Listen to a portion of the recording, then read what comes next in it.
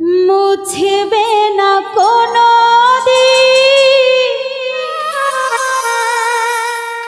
হৃদয়ে লেখা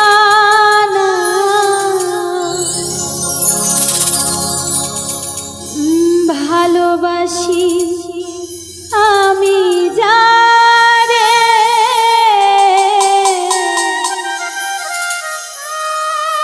পাথরে লেখা